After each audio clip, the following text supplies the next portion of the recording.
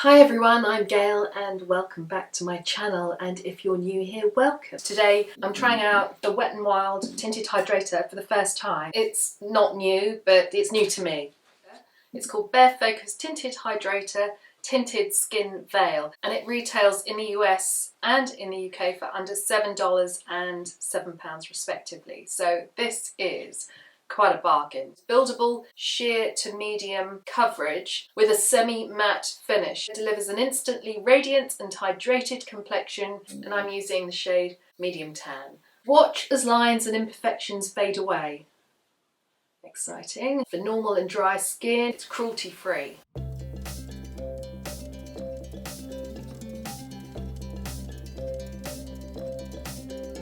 Okay, that does look too light. So this is medium tan.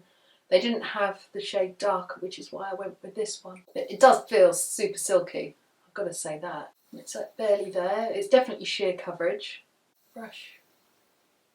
Right, I'm going in with a second coat, second application, to see if my imperfections have been blurred out. Well, it's definitely buildable, for sure. And it feels really good. It feels like it's not even there actually on the skin. First impression, it does feel really nice. Really, really nice. Let's just zoom you in a bit. So you can see here, it hasn't totally covered pigmentation. But do you know what?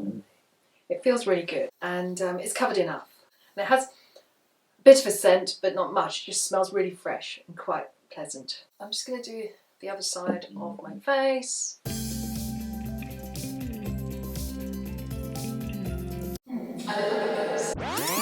The shade was just completely wrong. It's actually a really lovely product, so I'm going to have to go back to the shops and get a different shade, and I will review this at some point. So I've got another Wet n Wild foundation. This time it's the foundation stick. Again, this is the first time I'm trying this out, so hopefully we'll do better. Well, see how we get on, and I'll let you know my thoughts and how I applied this look. It is less than $7, less than £7, so incredible value. Long-lasting multitasking cover stick delivers long-lasting coverage in a breakthrough lightweight multi-dimensional formula that applies to a flawless semi-matte finish, infused with argan and sunflower seed oils for intense moisture and seamless blendability, perfects your complexion, boosts your confidence. Okay, great, from sun up to sundown, awesome. It's cruelty-free, gluten-free, talc-free, fragrance-free, and vegan, which is fabulous. Hydrate and prime for an ultra-smooth application, and this shade is Golden Honey. I'm only going to prime one side of my face because I want to see what the foundation looks like without a primer.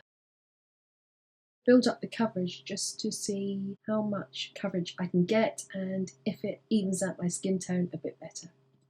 It feels really nice and smooth. Still really smooth feeling, blends really well even without a primer. I actually quite like foundation sticks. The last one I was absolutely in love with was MAC had one, and it's discontinued now, and I actually do really miss it. I've got a tiny bit left, which I'm eking out still. This side had primer, this side didn't. Pores definitely less visible on the primer side, and skin looks really natural, and there's quite a glow about the skin too. I like it. Build up the coverage a bit more just to see if I can get rid of that pigmentation. Still feels a bit too light. With my blush and bronze will make it right. Next up, I'm going to use the NYX Can't Stop Won't Stop Concealer. Again, really good value for money. Bit of number 7 setting powder.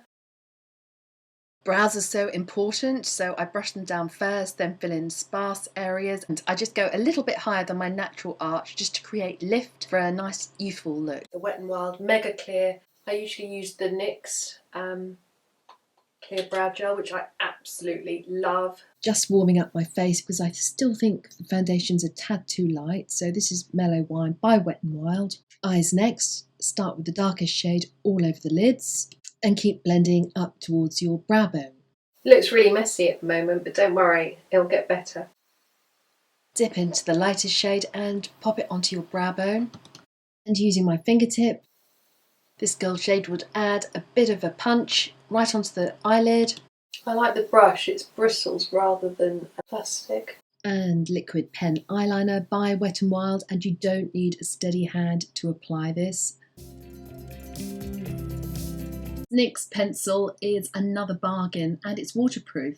Black eyeliner under the eye, then I'm just going to buff it out so it's less intense. Add some natural lashes and then this number 17 lip gloss as a topper.